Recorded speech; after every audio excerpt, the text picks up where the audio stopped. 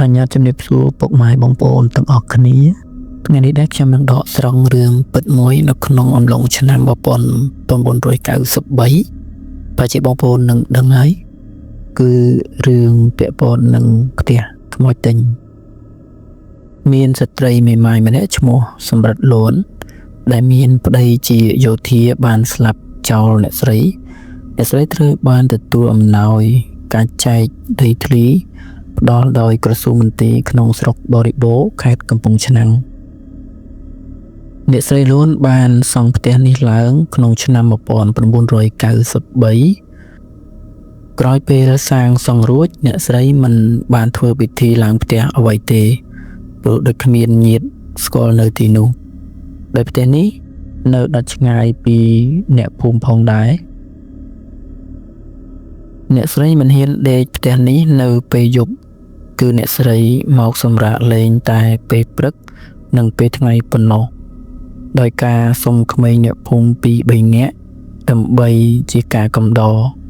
ក្រោយមកអ្នកស្រីបានដាក់លក់ក្នុងតម្លៃ15មាសដំឡឹង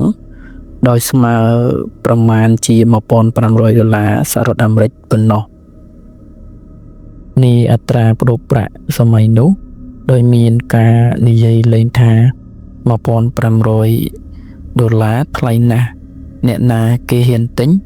មានតែខ្មោចទិញក្រោយមកសម្ដីដែលអ្នកភូមិនិយាយនេះវាក៏คล้ายជាការពិតនៅពេលដែលអ្នកស្រីលូនសម្រាកនៅពេលថ្ងៃពេលកំពុងដេកនៅក្នុងផ្ទះនោះអ្នកស្រីបានយល់សពឃើញដុំភ្លើងមួយយ៉ាងធំបានហោះធ្លាក់មកចំលើដើមត្នោតនៅខាងមុខផ្ទះនេះ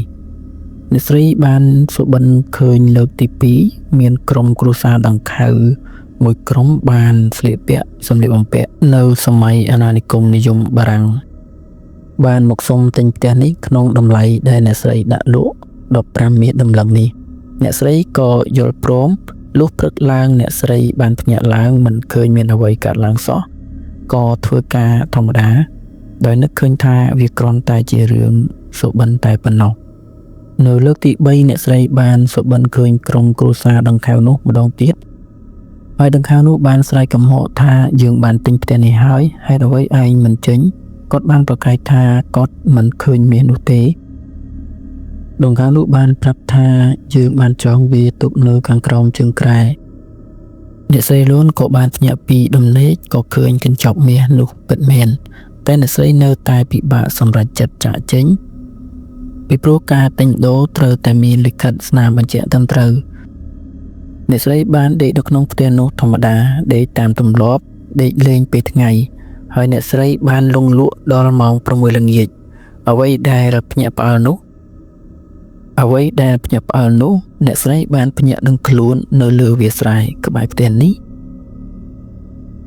ដោយក្តីភ័យខ្លាចរន្ធត់អ្នកស្រីបានរត់ចាកចេញហើយបានប្រាប់ហេតុការណ៍នេះទៅអ្នកភូមិហើយចាប់ពីពេលនេះមកអ្នកស្រីលូនមិនបានមកក្បែរផ្ទះនេះទៀតទេអ្នកមួយចំនួនដែលមិនជឿបានទៅដេកលេងនៅក្នុងផ្ទះនេះនៅពេលយប់ហើយពួកគេបានភ្ញាក់ឡើងនៅពេលព្រឹកតែមិនបានភ្ញាក់ឡើងនៅក្នុងផ្ទះនោះទេបែរជាភ្ញាក់ឡើងនៅខាងក្រោមផ្ទះនេះទៅវិញតើអ្នកណាជាអ្នកសែងពួកគេចុះមកគេបានឃើញហេតុការណ៍ចម្លែកជាច្រើនពីផ្ទះនេះនោះគឺគ្រប់ទ្វារបង្អួចផ្ទះបើកនៅពេលយប់ម៉ោង11ហើយបិទវិញនៅពេលព្រឹកអ្នកខ្លះបានលួចរបស់ចេញពីផ្ទះនេះហើយត្រូវបានប្រាប់ថាខ្មោចតាមលងហើយពួកគេបានយករបស់មកសងផ្ទះនេះវិញអ្នកខ្លះបានខូចឡានខាងមុខផ្ទះនេះហើយពួកគេបានឃើញខ្មោចក្រុមគ្រួសារដង្ខៅនេះឈរនៅវេរ៉ង់ដាផ្ទះពេលខ្លះនៅកម្មចិន្តាស្លៀកសម្លៀកបំពាក់ចងក្បិនអ្នកខ្លះជាអ្នកដំណើរឧស្សាហ៍ឃើញខ្មោចគ្មានជើងឈរសង្កាងនៅពីមុខឡានឬចំហៀងឡាន